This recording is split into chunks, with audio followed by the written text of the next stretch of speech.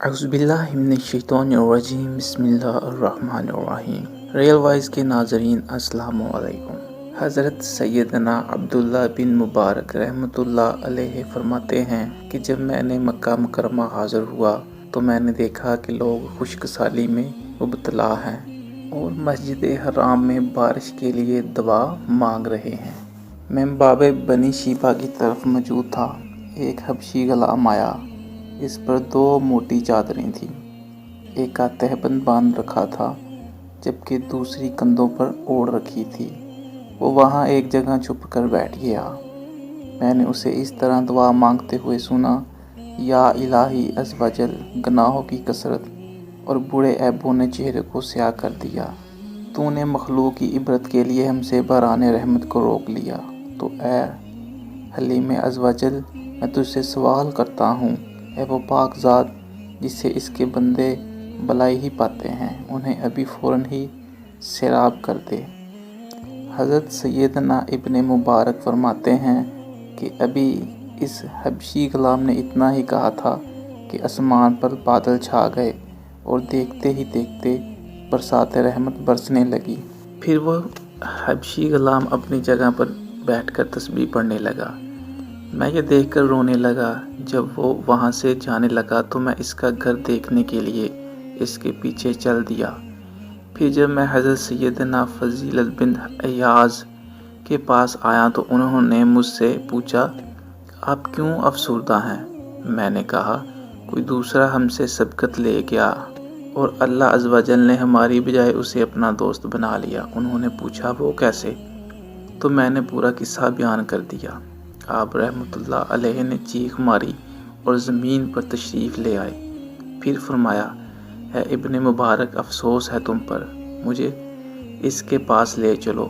मैंने कहा, अभी वक्त बहुत कम है, मैं इसके बारे में मालूमात हासिल करता हूँ।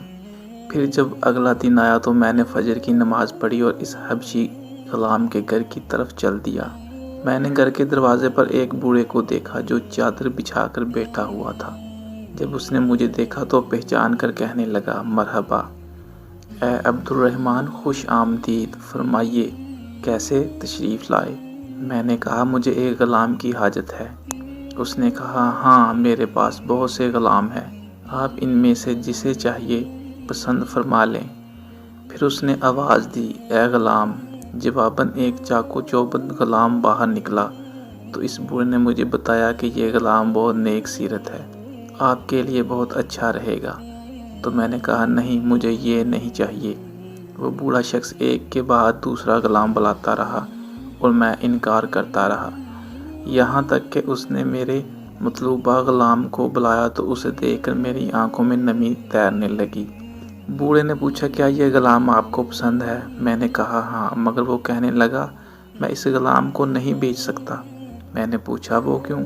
जवाब दिया, इसका मेरे घर में रहना बायस बरकत है, क्योंकि जब से ये इस घर में आया है मुझे कोई मुसीबत नहीं पहुंची। मैंने पूछा, इसका खाना कहाँ से आता है?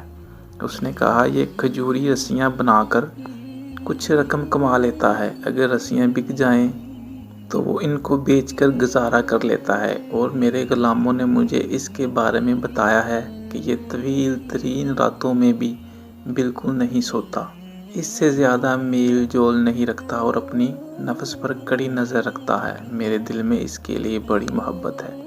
ये सुनकर मैंने इस बूढ़े से कहा, मैं अपनी मुराद पूरी हुए बगैर वापस नहीं जा सकता। मैं दोबारा इसके पास गया और इस ग़ुलाम के लिए मिन्नत समाजत की तो इसने कहा कि आपका मेरे पास चलकर आना ही बड़ी बात है, आप इसे जितनी कीमत में चाहें ले जाएं। बहरहाल मैंने वो ग़ुलाम ख़रीद लिया और उसे लेकर हज़रत सैयदना फ़ज़ील बिन अय्याज़ रहमतुल्लाह अलैहि के घर की तरफ चल पड़ा।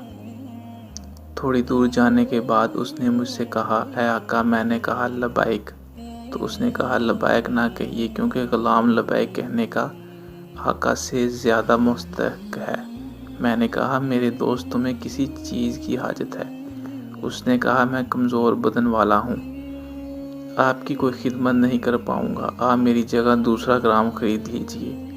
मेरे मालिक ने आपको मुझसे ताकतवर ग़ुलाम भी दिखाया था, تو میں نے جواب دیا، میں تجھ سے خدمت تھوڑی لوں گا، میں نے تو تجھے اس لیے خریدا ہے کہ تجھے اپنے بیٹوں کی طرح رکھوں، تیری شادی کرواؤں اور خود تیری خدمت کروں۔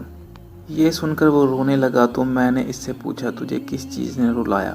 تو اس نے جواب دیا، شاید آپ یہ سب اس لیے کر رہے ہیں کہ آپ نے مجھے اللہ عز و جل کے ساتھ مناجات کرتے ہوئے دیکھ لیا ہوگا، ورنہ آپ ان غلاموں میں سے میرا ہی انتخاب کیوں کرتے؟ میں نے کہا، بس مجھے تم سے ایک یہی حاجت ہے۔ اس نے کہا، میں آپ کو اللہ عز و جل کی قسم دے کر اس حاجت کے بارے میں پوچھتا ہوں۔ تو میں نے بتایا کہ میں نے تمہیں تمہاری دعا کی مقبولیت کی وجہ سے خریدا ہے۔ اس نے کہا، میرا آپ کے بارے میں حسن و ظن ہے کہ آپ ایک نیک آدمی ہیں۔ اللہ عز و جل اپنی مخلوق میں کچھ بندوں کو چن لیتا ہے جن کے احوال اپنے محبوب بندوں ہی پر ظاہر فرماتا ہے، اور انہی بندوں پر ظاہر فرماتا ہے جن سے وہ راضی ہوتا ہے۔ پھر وہ کہنے لگا، کیا آپ کچھ دیر میرا انتظار کریں گے؟ میری رات کی کچھ رکعتیں باقی ہیں، میں وہ ادا کرنا چاہتا ہوں۔ میں نے اس سے کہا، حضرت سیدنا فضیل بن عیاض رحمۃ اللہ علیہ کا گھر قریب ہی ہے، وہاں ادا کر لینا۔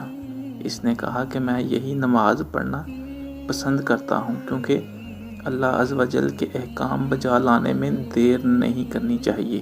چنانچہ وہ مسجد میں داخل ہوا اور دیر تک نماز میں مشغول رہا۔ پھر میرے پاس آ کر بولا، اے ابو عبد الرحمن، کیا آپ کو کوئی حاجت ہے؟ میں نے پوچھا، وہ کیوں؟ اس نے کہا، اس لیے کہ میں واپس جانا چاہتا ہوں۔ میں نے پوچھا، کہاں جانا چاہتے ہو؟ کہا، آخرت کی طرف۔ میں نے کہا، ایسا نہ کرو میں تم سے نفع تو اٹھا لوں۔ تو اس نے مجھ سے کہا، جب تک معاملہ میرے اور اللہ عز و جل کے درمیان تھا اس وقت تک مجھے زندگی پسند تھی، مگر اب جب کہ آپ بھی اس پر مطلع ہو گئے ہیں تو عنقریب اور بھی بہت سے لوگ جان لیں گے، لہٰذا مجھے اس کی کوئی حاجت نہیں۔ پھر وہ منہ کے بل گر کر دعا مانگنے لگا، یا الہی عز و جل، ابھی فوراً میری روح قبض فرما لے۔ میں اس کے قریب ہوا تو دیکھا کہ اس کا انتقال ہو چکا ہے۔ حضرت سیدنا ابن مبارک رحمۃ اللہ علیہ فرماتے ہیں، خدا عز و جل کی قسم، میں جب بھی اسے یاد کرتا ہوں تو میرا غم طویل ہو جاتا ہے، دنیا میری نظروں میں چھوٹی ہو جاتی ہے اور مجھے اپنے عمل حقیر نظر آنے لگتے ہیں۔ جزاک اللہ۔